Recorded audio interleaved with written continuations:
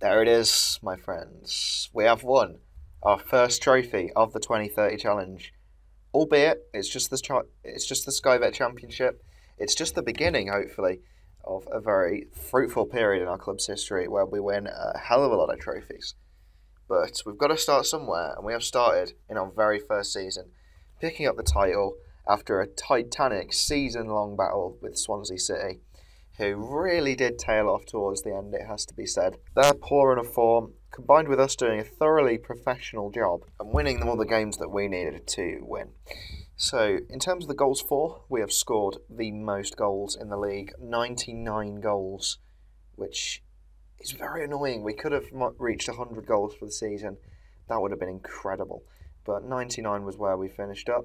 And in terms of the goals conceded, we've conceded 42 all season, which gives us by far the best defensive record in the league as well. Some teams, as you can see, conceding over 100 goals throughout the entire season, which is crazy, really. I've not really seen a table like it. Defences must be getting progressively worse throughout the years. But yeah, fantastic season for us to win the title, to have the nerve to do that. After Swansea, got away in the middle of the season when we had a slump. It looked like it was all over when we were 8 points down. But we really have fought back in style. Played very well in the Swansea game in the last live com, and really just carried that form through to see out the season. In terms of those games, I'm just going to do a quick review of them. So, where I last left off, it was the Swansea 1, Villa 2 result. A late winner from Chris White, sending us up. We beat Watford, Reading and Peterborough by fairly comfortable margins. Watford, we beat 2-0. Slavkov and Hulub with the goals. Especially impressive given that Marty got himself sent off after half an hour. Beating Reading by 2-0. Ensured, I think, that we won the title. It was this result here. A Greg Nichols penalty followed by a fantastic defensive display against all odds. Reading were battering us statistically, but Greg Nichols grabbed himself another on 74, and that was the result that sealed the title and gave us our first trophy of this save. And we finished the season in style in front of our fans, a near capacity crowd for a championship game. Look at that, 40,888 fans. We've got our Villa back. Greg Nichols again with the goal. I've just realised, now that I've continued into next season, like an absolute donut, I can't see the stats from this season. From last season, rather, when we were in it. So that's a bit annoying, and I'd like to have seen maybe who had spent the most. We could do a quick comparison with our Premier League sort of counterparts, I guess. So we're spending the 19th most on wages. As you can see, a huge gulf in wage expenditure between the three teams who came up and the likes of Plymouth and Newcastle, and even really further up to even Bournemouth, of spending nearly 4 times as much on wages than us. So that just goes to show just how crazy it's gotten in the Premier League. Tottenham, who are pretty much the dominant team in England at the moment, spending £262 million on wages this year. So you'll recall we spent about 20 million per annum on wages. Let's just see how that lines up with the current championship teams. Salary per annum, and it would have been about the 5th highest wage bill in the current sort of championship season. The two teams going down, Crystal Palace, QPR, rounding off the top 2. Don't know who else getting down with them, but they're seemingly spending considerably less on wages. So we'll just take a look at how the other leagues sort of fared last season, because we didn't look at them too much. So it was QPR, Brentford also going down, and Crystal Palace, who we won't be meeting next season, but Spurs winning the league on what looks like the final day. They win it on goal difference against Chelsea. That would have felt good for any Tottenham fan out there to snatch the trophy from their bitter rivals. And I think it has been Spurs and Chelsea, the main two, winning these titles. So they're the two teams who we're most likely to get absolutely destroyed by. Nottingham Forest doing extremely well to finish third, bringing back the Brian Clough days. Good on them. United beating City to the Champions League spot, which is interesting to say the least. Sheffield United getting a fantastic 7th place finish, followed by Hull, Bournemouth, Southampton. The two Merseyside clubs very much mid-table now. Arsenal in a relegation battle. So that just goes to show how much things have changed. Plymouth surviving their first season in the Premier League on goal difference, presumably also on the final day. That would have been fascinating soccer Saturday for sure. Coming up from League One will be Charlton, Southend and Brighton. Fair enough. Where did West Brom finish?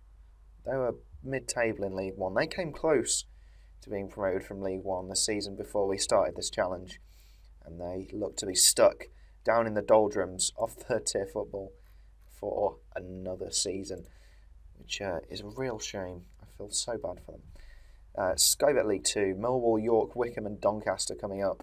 Walsall and Fleetwood getting relegated. So I don't think I've loaded leagues beyond that, but you can see who's come up in the conference. It'll be Oxford and Bradford. In terms of us, quick financial update anyway, because I've told you in the past few episodes how close we were to doomsday. But promotion to the Premier League plus 1 or 2 player sales, watch this space, have really helped us financially. We've also had a financial takeover, so we have a new chairman on board who's cleared the debts, and we have Premier League football to give us, you'd think, a lot of financial security. To be quite honest, there's not too much I can review in this season review that wouldn't sort of make more sense reviewing in the next episode. Stuff like transfers and sort of staff and training, that's all changed from the end of last season. I've brought in a lot more coaches, a lot more staff in general, just with the money that we've managed to make from getting promoted to the Premier League. That's really helped us to really bolster our staff and give our players the best quality training possible. I could show you how I'm doing the training actually, as well as maybe a new tactic that I want to try out. The training, if we go on team, I usually put it on attacking. I like to set up my teams in an attacking manner, so it makes sense for most of the time to focus on attacking. I have that on average just so the training workload isn't ridiculous for players. Individually speaking, yeah, most of the players there are on their sort of player roles that I use in the tactic, just so that they can get familiarised with them and then they can sort of increase their stats progressively to help them become sort of more suited to our system, better players for our system. You'll see a few unfamiliar names there, but we can't help that. The training, in terms of the coaches, has been largely sorted. It's just tactics and ball control I'm really struggling to find a good coach for. They're only 3.5 stars, but apart from that, all categories are at least 4 stars, which is sort of good enough at the moment. But each season I am going to be looking to see what I can do to improve my staff. So that's something we're just going to have to wait and see.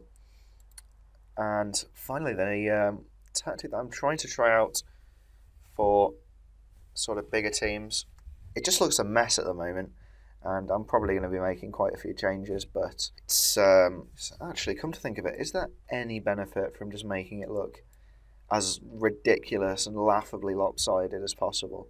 I don't really think there is. So what I'm going to do is just leave that as normal. It's going to be a normal sort of 5-3-2 with wing backs. Anyway, yeah, it should give us a more sort of crystalline structure in the middle of the park, sort of only having 2 wide players. The wide players themselves, obviously being wing backs, they're going to contribute a lot more defensively than obviously wingers would. So it really is for teams who we may struggle against. It may, if we start to struggle with our normal tactic away from home, also become an away tactic. I believe I've got Spurs in the first sort of 2 or 3 games, so that game in particular would be a perfect time to try this tactic out, to see maybe if there are any changes that I could make. So yeah, that's the tactic. Fairly standard instructions for what I tend to play. You can have a look at those yourself. I might run at the defence just to see what that does, because it's just about experimentation at this stage really. So I've showed you a bit about the training, about the tactics. I've shown you all I can really show you in this episode. So after a fantastic promotion from the Championship to the Premier League, we are going to be embarking on our first Premier League campaign as Villa manager in the next episode. The first game will be at home to Everton. It's the Monday night game. I'm just one continue away from actually playing it, so I'll probably live comment straight after I finish recording this, and it should be in your sub boxes within a couple of days.